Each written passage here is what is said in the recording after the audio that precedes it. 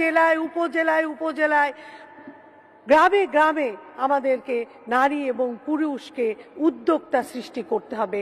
মাদক পরিহার করে তরুণ সমাজ যাতে এগিয়ে যেতে পারে সেই জন্য তাদেরকে সুযোগ করে দিতে হবে। আমার এলাকায় অনেক তরুণ তরুণী বেকার, তারা চায় একটু কাজ, তারা কিন্তু বিপথে যেতে চায় না।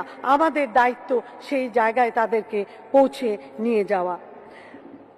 আমাদের হোমনার জেলার জনগণের দাবি উপজেলার যে হোমনাকে জেলা করা হোক এবং তিতাস উপজেলাকে পৌরসভা করা হোক। আমি মাননীয় স্পিকার আপনার মাধ্যমে জননেত্রী শেখ হাসিনাকে আমার জনগণের কথা একটু বললাম। জননেত্রী শেখ হাসিনা যদি সেটা করেন আমার জনগণরা অত্যন্ত কৃতার্থ থাকবে।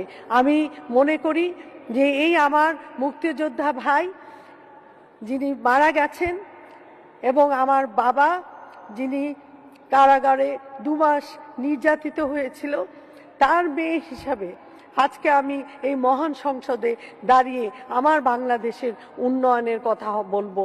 আমার বাংলাদেশ জননেত্রী শেখ হাসিনার কল্যাণে সমৃদ্ধশালী বাংলাদেশ হবে, বঙ্গবন্ধুর সোনার বাংলা হবে এবং সত্যি সারা পৃথিবী বিস্ময়ের সাথে বাংলাদেশকে দেখবে। আপনাকে অনেক ধন্যবাদ।